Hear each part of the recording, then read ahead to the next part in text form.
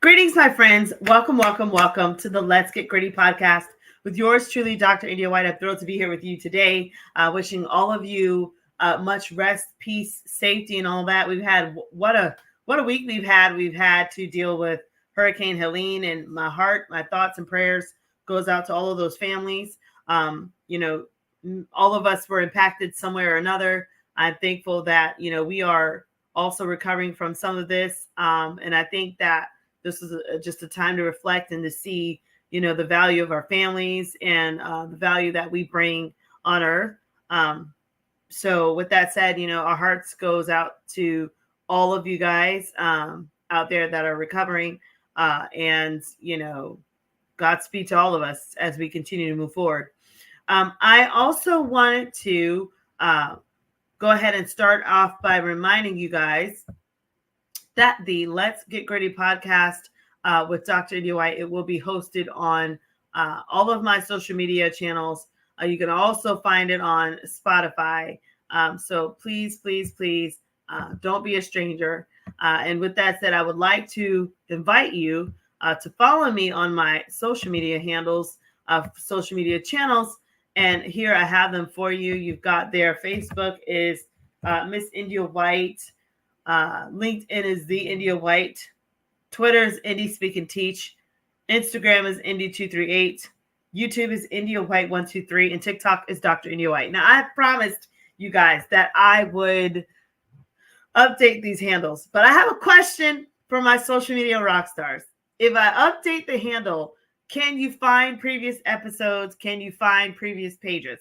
Because I'm under the understanding that if you so for instance, if I change all these handles to the same thing, does it wipe everything clean so I don't have like the same audience, the same, interactions? So I'm kind of concerned about that. And that's why I need some support on that. So if you guys have an answer, please let me know. Also, speaking of events and things like that, I do wanted to remind you guys to check out these upcoming events. I have the NATM conference I'm going to do my best to go to. Also, I am looking forward to speaking at Iowa at the ICTM conference as a featured speaker. Also, looking forward to possibly OCTM. Looking forward to ATM and E. Also, the Northwest Math Conference. South Carolina, looking forward to seeing you guys there. Making Math Moments. I'm honored to be a part of that. And the FAMS as an Ignite speaker. Looking forward to FAMS in Florida with all you amazing rock stars there and beyond. So that's what I have for October. I will be sending out my newsletter with you guys so that you can see all of these things, and you can hopefully click on those links, and you can request me for whatever services you need. You can also check out my website for these updates. My website's www.india-white.com. You can go there for books, blogs, or to schedule me for, an event, speaking event, coaching event, to work with your school district or whatnot. I also wanted to remind you to check out the Grassroots Workshops website so that you can check out the G.R.I.T mini workshop. I know G.R.I.T is just starting to get its trending pool. So it might not, be one of the first things that surfaces on this website, but I do encourage you to check it out anyway. I also wanted to remind you of the G.R.I.T Academy for those that need tutoring. Please reach out to me directly. You can DM me or whatever, and we will make things work for you and for your family. So with that said, guys, I am super honored to bring on this amazing guest. And there's an intention as to why I want to do this. First off, we're going to talk today on this show. We're going to spin it for all you rockstar educators so that you can hear grit from a student perspective. Why am I doing this? I had an amazing time at NCTM conference, and it was just a lot of fun. I actually might, I think what I'll do is I'll play for you a little clip. Let me share for you one of the cool things that I was able to experience when I was at NCTM.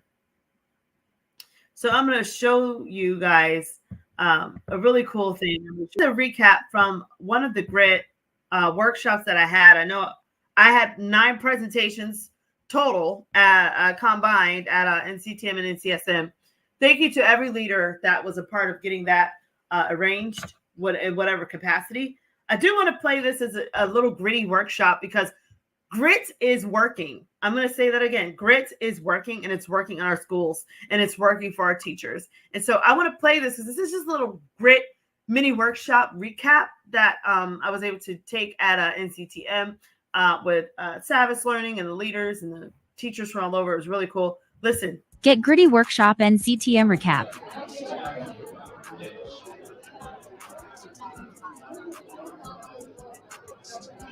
So what are your thoughts?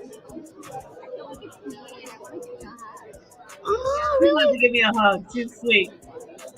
Thank you. Oh my gosh. Thank you. That makes, and that makes us feel like $1,000,000 when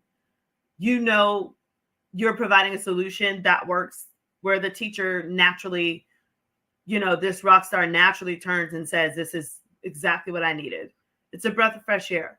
So for all you rock stars that are providing different services, don't stop.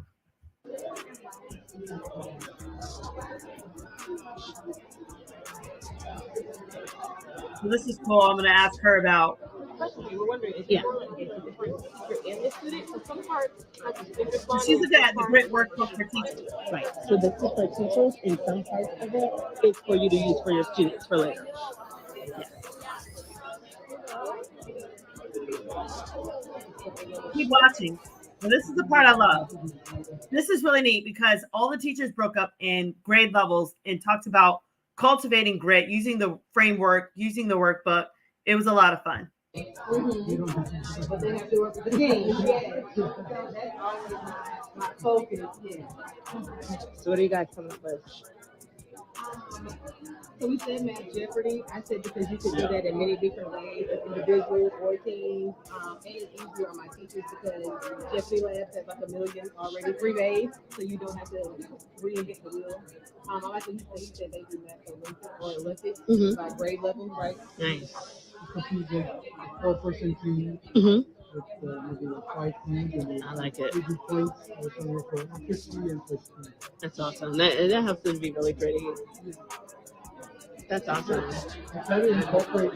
It's all about the students, and I love that these teachers come with so much brain power. They're amazing. I love hearing from the educators in the room as to what they think about cultivating grit. I mean, they just took it off the charts. It was amazing. Okay, so each team represents the country? Yeah, I like the Olympics. I like that.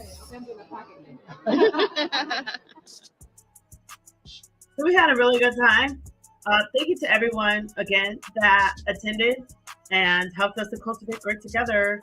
So I'm looking forward to some future trainings and sessions across the nation. Please don't hesitate to reach out. Let's make it happen together. And so the reason why I wanted to show that is because it was all about cultivating grit. But now I need us to hear from students. We've heard from teachers, but I am so proud of this student that I'm going to bring on to the podcast because they're going to talk about grit from a student perspective. And I don't want to take up too much more of his time. So with that said, please help me welcome to the Gritcast, Alexander Rivera. Alexander? I'm doing well. How are you? I am doing well. I'm so happy to see you. Welcome, Alexander Rivera, to the Get Gritty podcast. I'm so proud of you and all of your accomplishments, and I don't want to spill the beans. So first off, tell us a little bit about yourself, and then I need you to boast about the great accomplishments that you've been having. Well, I am originally from Tampa, Florida. Have been in education since 2008. So this year we'll be going on 18 years. It started out when I was in VPK, and now that I'm working up the ladder, I call it Jacob's ladder, to my senior year. What I adore the most about being a student is having great communication and relationships with my administration, but also having good relationships with our principal, with our APC, APSA assistant principals for student affairs. So I pretty much have a great relationship with every single teacher within my school, and what I love the most about my school is it's a great place to go. But secondly, the amazing work ethic that our teachers have to go through day by day is absolutely incredible. So, Yeah, uh, I can imagine. They are very gritty. Shout out to Hillsborough County. I do have a bias. I think that Hillsborough is one of the best in the nation. They mhm, are living by example, and that's so much that I can pull from such a rich district. When I'm mhm, training across the nation, I love going back to the roots of where it all began for me. In the classroom, and to boast on Hillsborough. So I know that you're in great hands there. Now, I want you to talk with us because, again, this episode today is going to be about grit from a student perspective. Now, we have talked about grit. Grit, Alexander, is having the passion and perseverance to obtain long term goals. Dr. Duckworth, she's coined that. She's the beast, right? But I also said it's great resilience in time because it's all about how much resilience you have over a certain amount of time.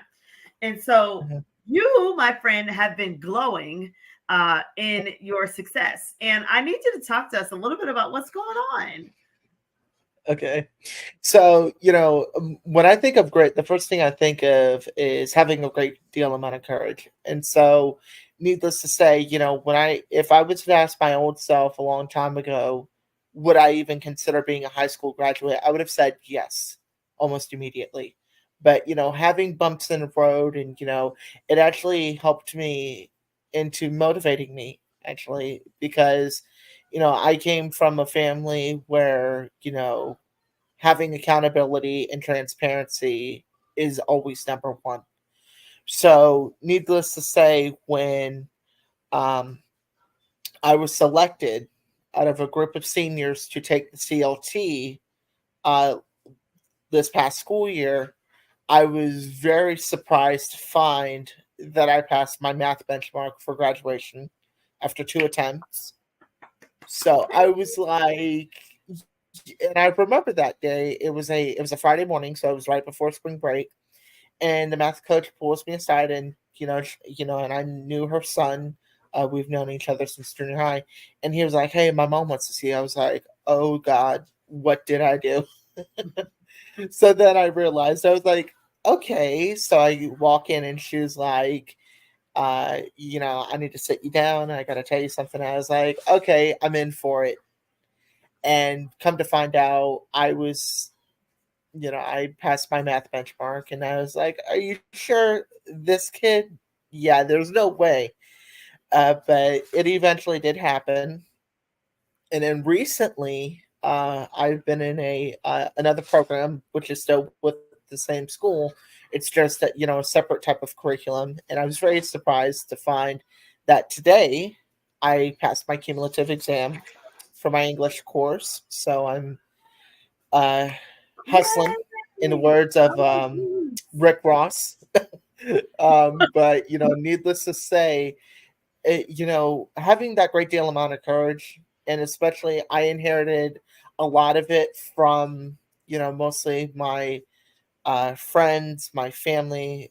They really are my biggest motivators, but the ones who have really helped me into becoming a success has really been, I would have not have been here without the help of you, India, but also the amazing work of my amazing assistant principal for curriculum. And I just got to shout her out, Brandy Garcia Blanchard. If you're watching this, I cannot thank you enough for meeting with me over the summer and believing in me. And when I came in over the summer, the first thing that she recommended that I do is that I write a daily affirmation. And she actually made a copy of it. It now hangs in her office. But it said that I will succeed. I am competent to do it. I need to do it. And so the motto um, that I live by is, work hard, play hard. Wow. I've been, and so I cannot thank India, Miss Blanchard, but also my godmother, Representative Susan Valdez, for her amazing advocacy and her perspective. Yes. Shout because out to she's taught Honorable me Susan Valdez. leadership skills at a very young age. Mind you, she's been my godmother since I was about 14 years old. So going on almost 5 years is, if I would have asked you, like I said, 4 years ago, I would have said there's no way. But here I am, one class down and way many more to go. But besides the point, I had grit, and I could not have been here today without the possibility of the people who I frequently call my tribe. I am so proud of you, and I'm so happy to Thank you, hear Olivia. this. So many things stand out. I love how you keep going back to your roots. You Mhm. don't forget those that are in your tribe. I mean, we're not going anywhere, right? So, At I least mean, I hope not. I'm here. I'm here to see you to the end. But Now, yeah, now, tell us, where do you aspire to go with this? And now that you've had a change of heart and your mind is there and you're being gritty, where would you want to end up with school and things like that? if like I said, if I would have asked myself that question 4 years ago, I would have told you, HCC. But I mean, it's actually a great start. As a matter of fact, statistics have actually proven that students who attend a 4 year have either gone to a 2 year or a community college prior to jumping into a 4 year. So my goal is eventually to attend either Hillsborough Community or Pasco Hernando, and then I will further my education at UCF, University of Central Florida, or UF, your alma mater. Go Thanks. Gators. That's right. Wait, that was a null sign. I just realized that. But needless to say, I forgive you. We'll teach you all that. I know you do. So, needless to say, if I would, I would love to attend UCF. My major is debating between political science, mass communications, and elementary education. More than likely, I would love to go into the field of education because, for one, my brother is in the same field. He is a fourth grade math and science teacher Oh over wow. here in Tampa. Recently graduated in May with a degree in elementary education. And I told him, I said, because I actually went to his classroom over the summer to help him prepare for the first day.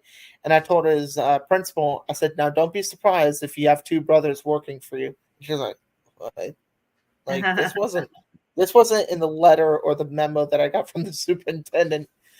But needless to say, um, I would love to go to University of Central Florida to pursue a degree in either elementary education or English education, rather, because for me, creative writing and my experiences with depression and being able to step outside of my comfort zone through the amazing art of writing has basically equipped me to not be afraid to step outside of that comfort zone and to being that advocate for those who are not alone. Wow. And so yeah, Yeah. it's So a I like remarkable journey. you've spoken to us about how grit pretty much has helped you succeed in the season.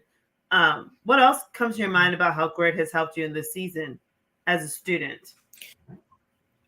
Well, I'll tell you one thing is that, like I said, I was diagnosed. I don't know if I've shared this with your viewers, but about 2 weeks before I turned 18, I was diagnosed with major depressive disorder and borderline personality disorder, which is basically a kind of like a booster or a kind of like the equivalent of bipolar, but, more advanced. And so, needless to say, by stepping outside of my comfort zone and being able to talk to my tribe and being able to talk with people who have lived through the same experiences I have, especially at their age, it actually has that actually motivated me into start writing a blog, which will hopefully be published.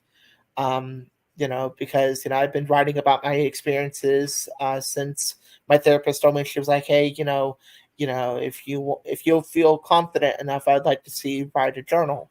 Well, that journal turned into, gosh, I can't tell you how many pages, but you know, by writing my, and this is one of the things that I remember is by writing my experiences, it can help somebody tremendously to know that they are not alone, to know that they have somebody who has an opening ear, who is a very good listener, and it will not judge you for I love it. that. And so, Mhm.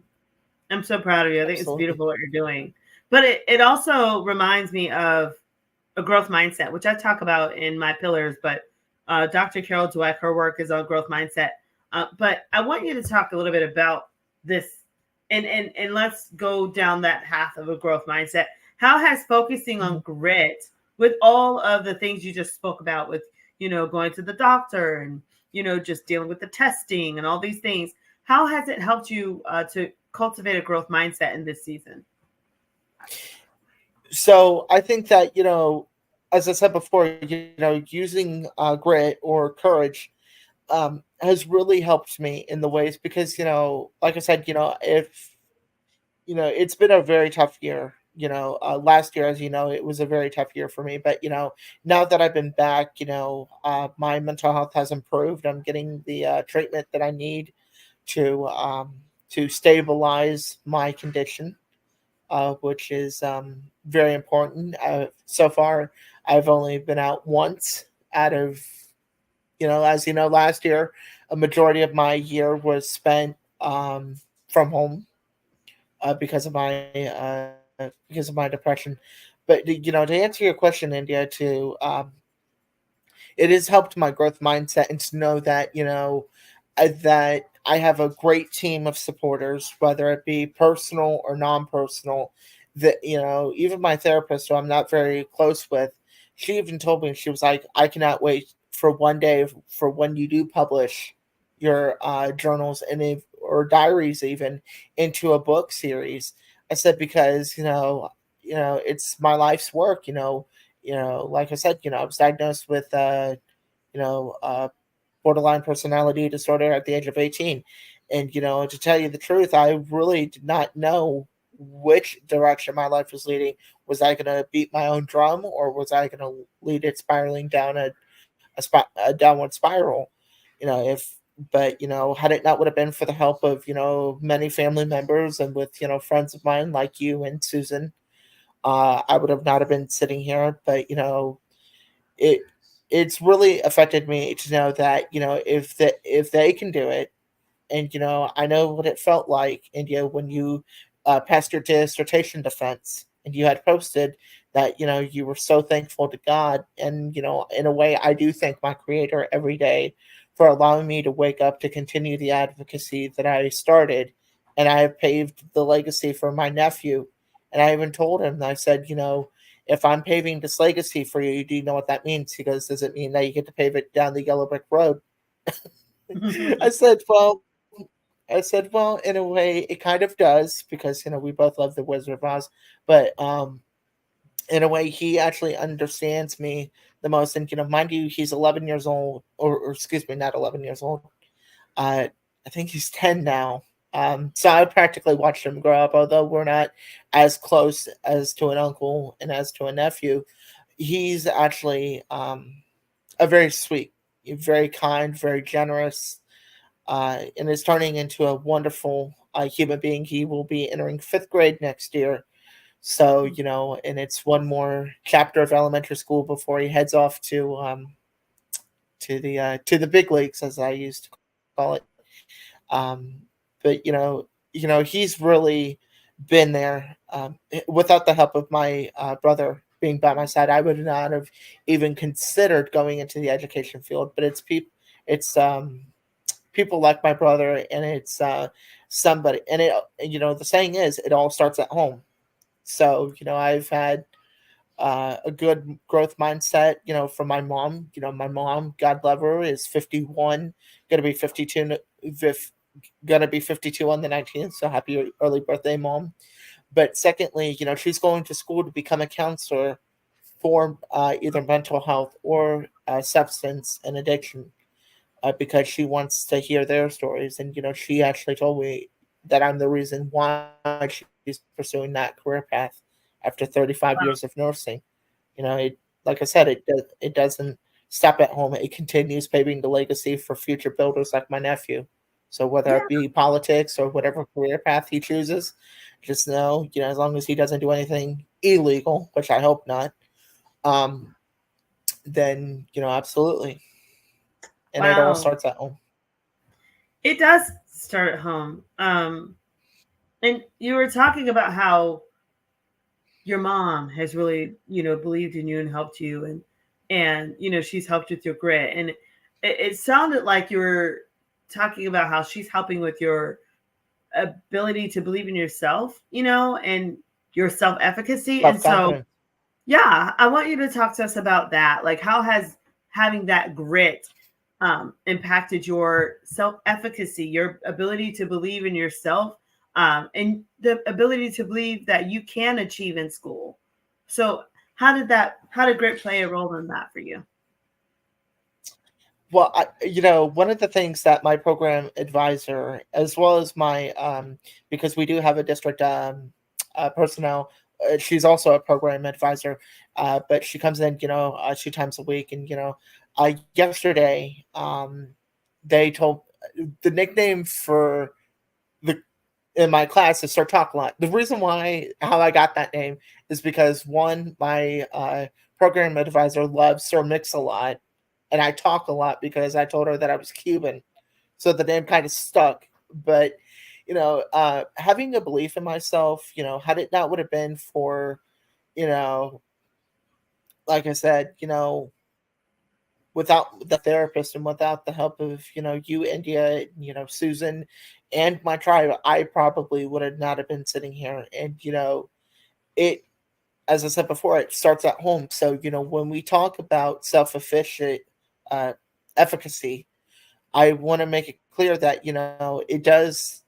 Although people are not. When I was younger, probably fifth grade, I was able to be a part of a mentorship program. Hillsborough County had a mentorship program that would allow instructional mentors to go to students' schools and actually do what's called a check-in and check-out system. So they would Yes, check in once a week, and I remember those days. I'll never forget my mentor's name. Her name was Victoria Morse.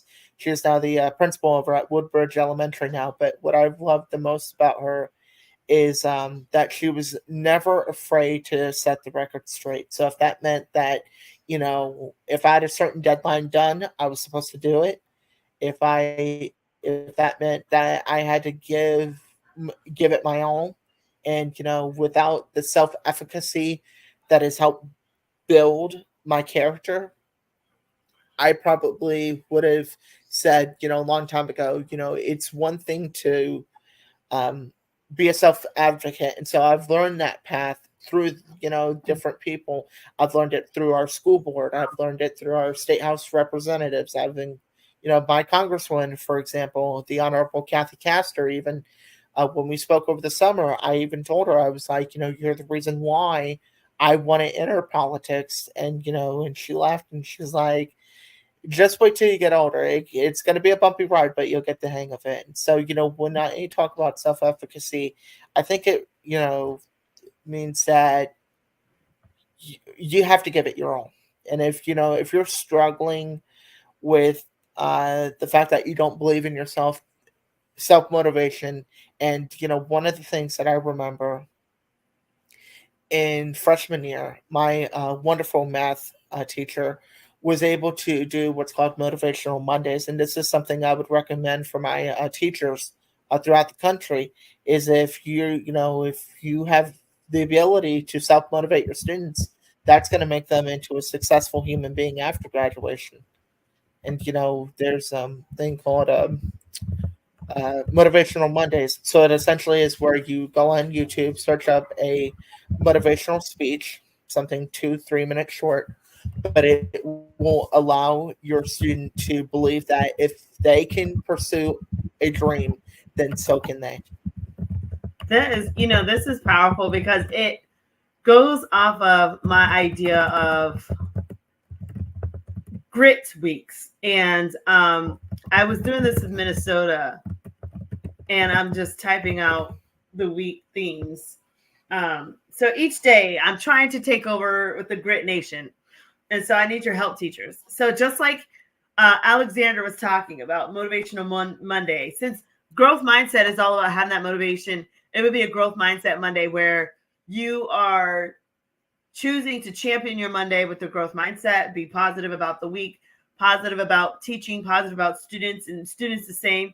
And then Resilience Tuesday, choosing to get through the bumps that exist and finding a plan to overtake those hurdles throughout the week. And then having that self-efficacy Wednesday where it's all about building up your students, building up your teachers, building up each other to make it throughout the rest of the week. And then time management Thursday, because you might have a quiz on Friday, you might have some things coming up. So that time management wraps it all up. So can you imagine if we have this grit movement, and I welcome all of you guys to join me on that, where we just take over with grit. And these are the days. And then Friday is the day that you put it to test and you see how it goes. But just like you were talking about that motivational Monday, it's so imperative to have that for that self-efficacy and to build that. So what do you think about this week here? I absolutely love the idea because it reminds me of a thing that my teacher used to do. It was called beast mode, in other words, meaning that we would which is basically loose upon what the grit weeks. And so one day we would like I said, watch a motivational speech, and then write about it, and then we would then write a positive affirmation for the week. So whether it be I will get an A on that math test on Friday, whether it be I'm going to get all straight A's this quarter. I mean, and I tell you, it had a proved effect.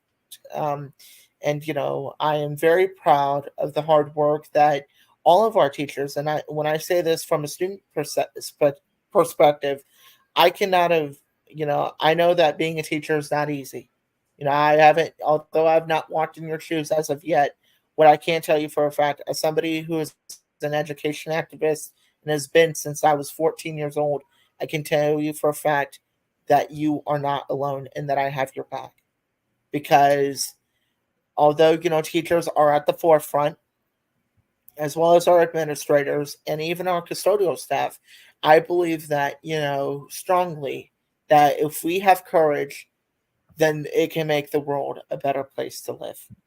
And a lot of times teachers are not understanding of their students because they think, oh, this person is goofing off for no apparent reason. Well, as I said before, it either starts at home or there's something going on in their lives that students don't want to talk about. However, I'm a voice for all. I even spoke to Brett Valdez a few weeks ago, and in the short time that we spoke, I told her, I said that I want to become an educator because I want to inspire my students the same way that you've inspired me to go after my dreams of running for state house. Although, I would have to gain some experience first to get my name out there, but it's not about getting my name out into the spotlight. What's important to remember is that it's not just about holding a title. What's important is that you're making a difference in society. Right. And, needless to say, hard work and determination. Or one of my friends used to say, a man on a mission is a man complete. So needless to say, what that means is that, if you have a mission of, passing that test on Friday, then you have to have extreme amount of grit, or in my terms, courage to believe that you can do it so you can succeed and pass that test. Is it easy? Sometimes. I mean, I don't know because I don't teach geometry. I can't tell you that it's easy or not.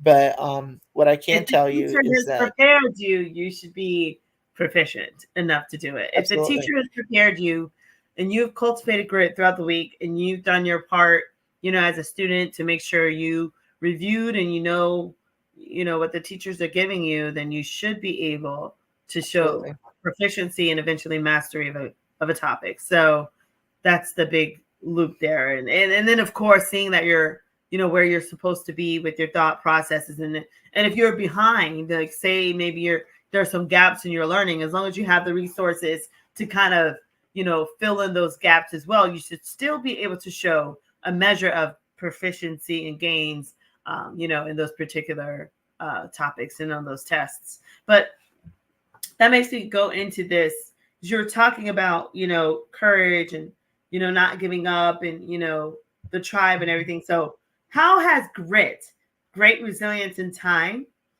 how has that helped you remain resilient? Give me some examples. Well, I think that, having courage has actually helped me tremendously. As a matter of fact, as I said before, I remember, when I passed my math benchmark, and in order to get down there, another shout out to my amazing cousin, Desiree Rivera DeBerry, who is a math teacher up in, I believe, Osceola or Orange County. And this is a true story. I was actually on vacation the weekend before, because it was Easter weekend, so I went up to Cocoa Beach to go spend time with my family. And I remember telling my my cousin, I was like, I don't think I can take the CLT. She goes, no, you're gonna take the CLT. You'll do fine. She goes, I'll even give you a practice test. So while everybody was simmering down going to the beach, I was sitting inside of a hotel room, well, my cousin's hotel room, taking a practice test for CLT. And I was like, yeah, I mean, I got an okay score. But, that didn't stop.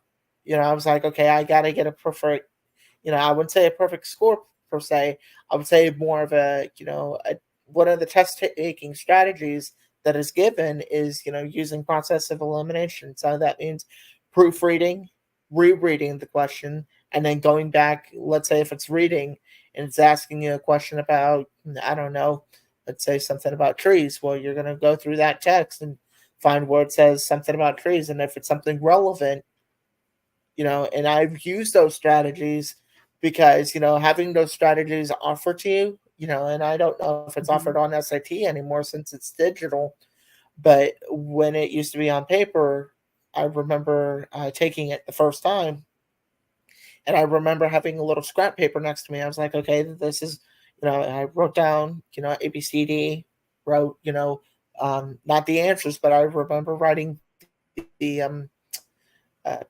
which answer I thought would match it. And I was like, okay, this is where I draw connections from, drawing connections from text. But, it's helped me a lot. And, having courage in my life, like I said, overcoming my challenges with bipolar, or excuse me, borderline personality disorder, has really helped me into shape a wonderful relationship with my mom. We rekindled, but there are these little bumps in the road, and even though you have tiny bumps in the road, you will always full steam ahead. It's like, because a friend of mine once told me, he's like, life is like a big ship. You don't want it to hit the iceberg. You want to move from the iceberg and steer on into the right direction. And so when we talk about grit, it makes me emotional because, I've helped so many people overcome their fears.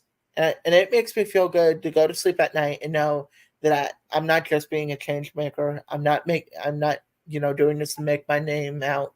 I'm doing this because I care deeply about our students. And I even told uh, Nadia Combs, a great friend of ours, who's the District 1 representative for Hillsborough County Public Schools. I said, I want to run for school board. And she really does know that I care deeply about our students, although I've not been in classrooms, and it's actually, without your help, and I would have not have been a motivational speaker. So, it's that fact that I keep motivating. If I keep motivating myself, then I can motivate others to know that they can do it. Mm-hmm. That's right. I was just agreeing with you, Yeah, I know you I are. love to hear that. I love to hear that. I just think as long as you remain gritty and you never lower the bar on yourself, always continue to, exceed those expectations and those standards that you've set for yourself, then you're going to go beyond even your wildest dreams. So I'm just so proud of you. We are proud of you in Hillsborough County. And so can you just kind of tell us maybe how does grit work for you? And I also want to shout out the Hispanic community. Happy Hispanic Heritage Month. Whoop, whoop. Thank you. And I want to say, what about those that are dealing with maybe dual language situations, and they're trying to press through with some of these same tests. They're trying to be gritty, but maybe there's some hurdles, because English is not their first language. What advice do you have for them?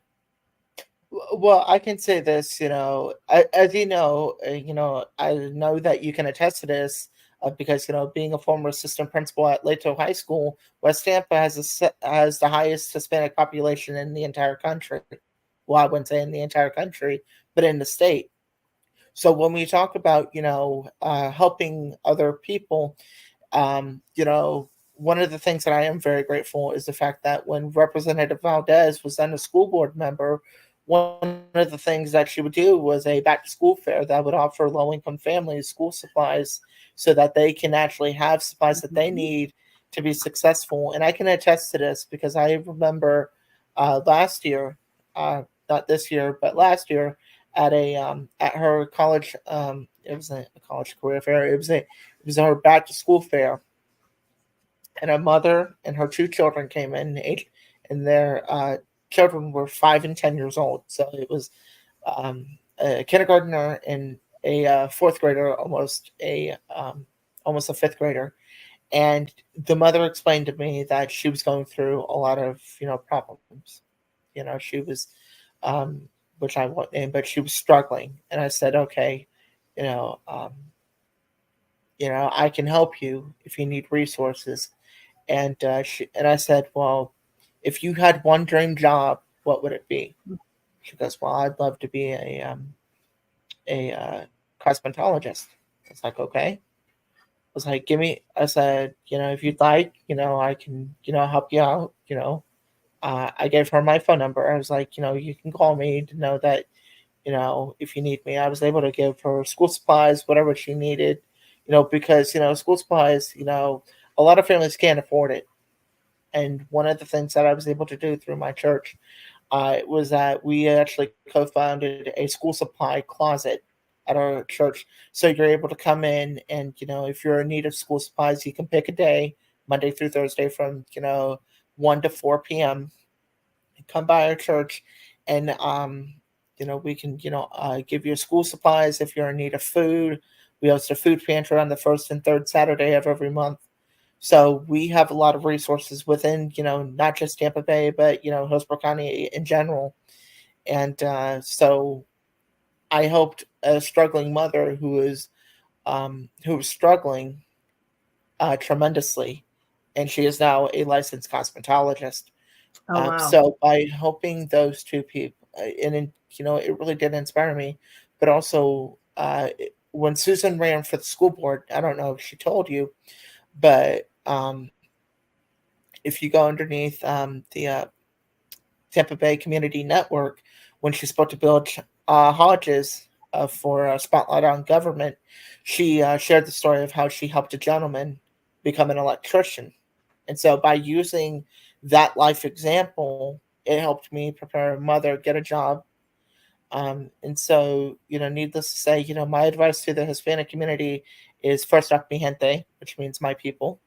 But secondly, you know, we need to have a lot of diversity. And, I was very upset to learn that our governor was able to get rid of DEI, or diversity, equity, and inclusion directors.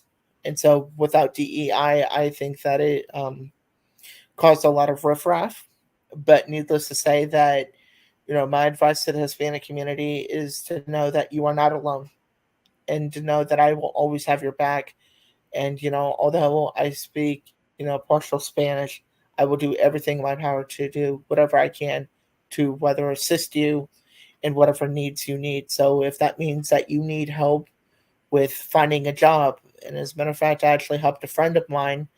Her parents could not afford to send her to college, and this was this past school year.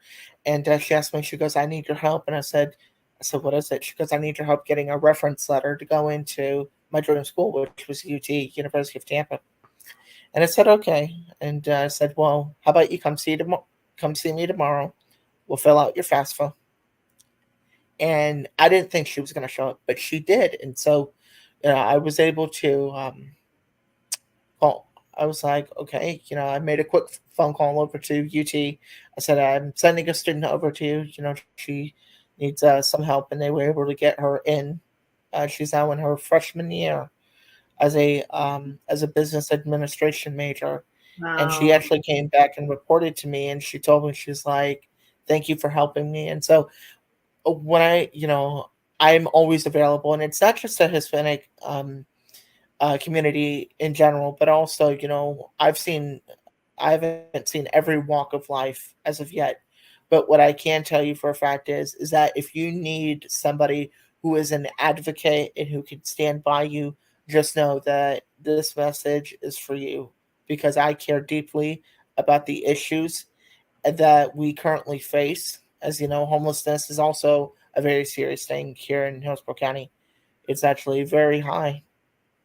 Yeah, And there's so my 1.2 school was million open. students. Yeah, there's 1.2 million students about that are homeless, in the United States. So it's It makes unfortunate. my heart shatter to see that number, because, I, I want to although we are, I want to say something about that.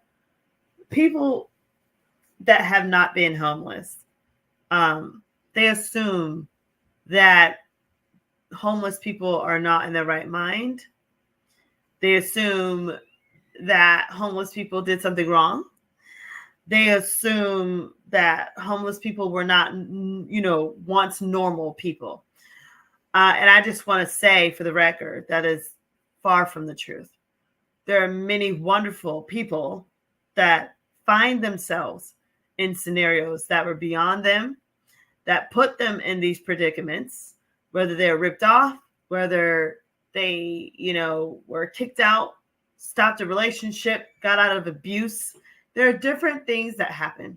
And I think what we need more of, instead of mockery, judging, laughing, is empathy and compassion and sympathy, to see how can we be uplifters instead of those that would tear down, take from, ridicule, point fingers, judge, and mock, because those are grit killers.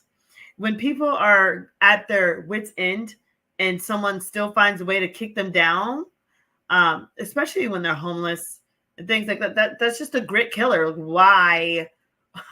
Why are you doing that? What would that service you? So I hope that this, my fans and audience, that if you have the power to uplift and to do right and to provide and to support, especially with homeless youth, families that are underserved, going through hardships, I pray that you would find the better part of your heart to be gritty towards supporting people in need.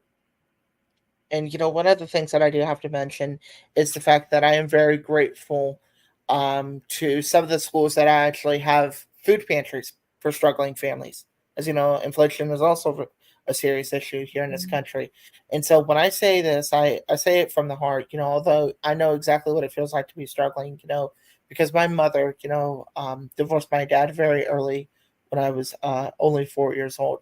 So in addition to not having a father figure, my mom and my grandmother had to work just to take care of us. And so, needless to say, there were days where, thank God we never had our lights shut off. But, I'm very grateful that, Hillsborough County Public Schools, I believe that every school, and this is my philosophy, is that every school, no matter if you live in, uh, whether it be Hillsborough County, whether it be Osceola County, or even just in the states in general, and even countries, I think what should happen is that they should adopt community closets for students who, let's say, don't have clothes, that they don't have school supplies, that they have, some, food in their stomach, so they don't have, so that they're not malnourished.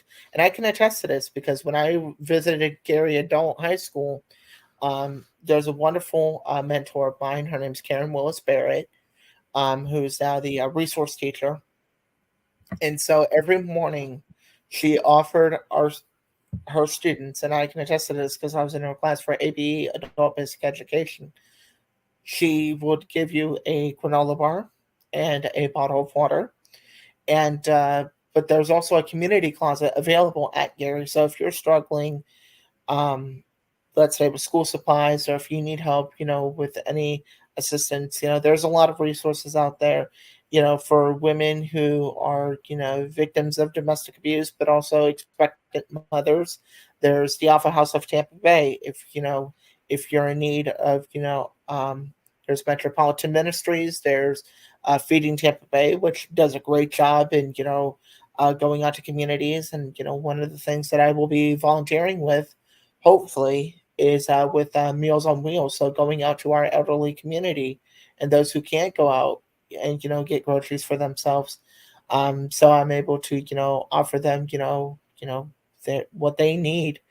And I'm very grateful to the fact that we have so many great resources, but I believe that it should be spread worldwide, not just here in Hillsborough County, let alone Osceola County, but, the entire state and, throughout the country, because, and I don't, and then, like you said, India, I don't like it when people, um, you know, mistreat or, talk bad about, um, uh, our homeless community. And as a matter of fact, there was I don't know if you've ever seen videos by Darman, but there's a saying, don't judge them before you get to know them, because you don't know what their story could be. It could be something as far as domestic abuse, or it could be something far more serious.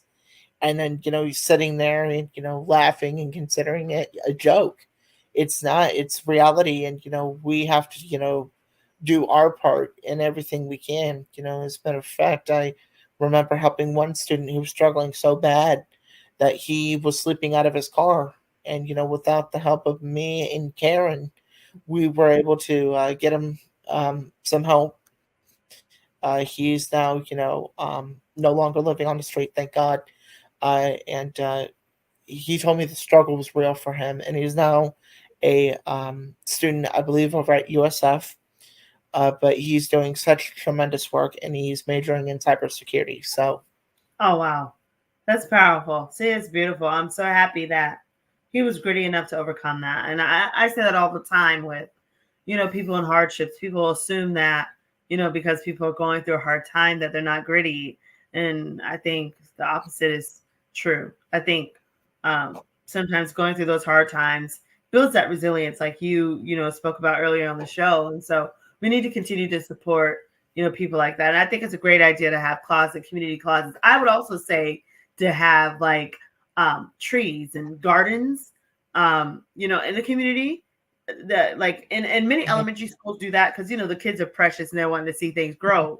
But I think in general, I think if a school had some type of garden beds where if the parents or the children are in need, that they can go and get an orange from the orange tree at the school. They can get tomatoes, they can get cabbage, whatever it is that they need, to support them. And yeah, you could fill out a form. Principals prefer to steal this.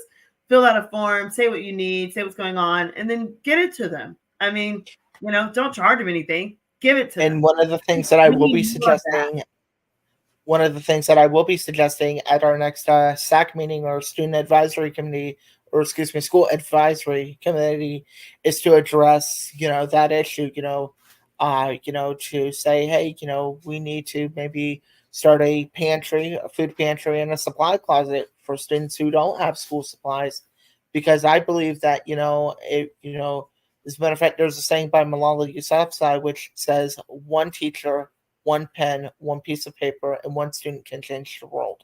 Wow, that's And powerful. so it is. And, when I talk about being a public education activist, mind you, when I started out at 14, I could have thought of myself, what in the world is an advocate?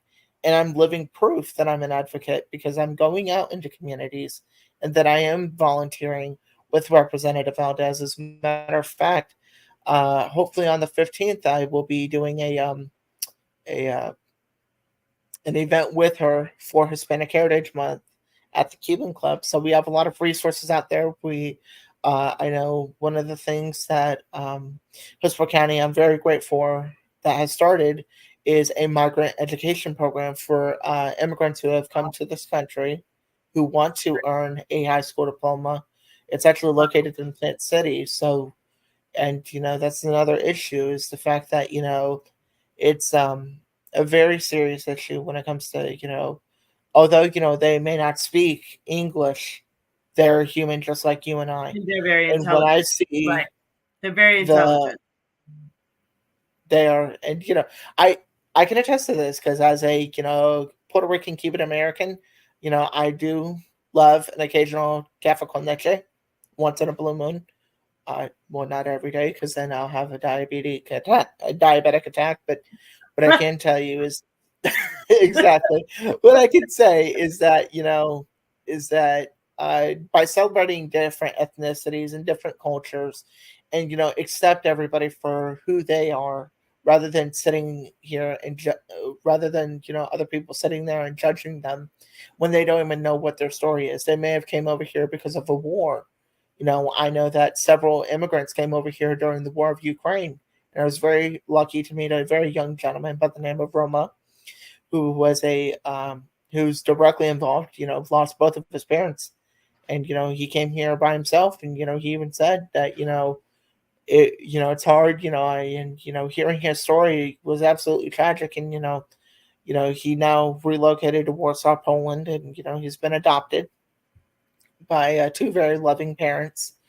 And what's important to remember is that no matter what your life story is, or as a matter of fact, Nadia used to say, you are the creator of your own story, and the path that you choose will lead you down the bright path.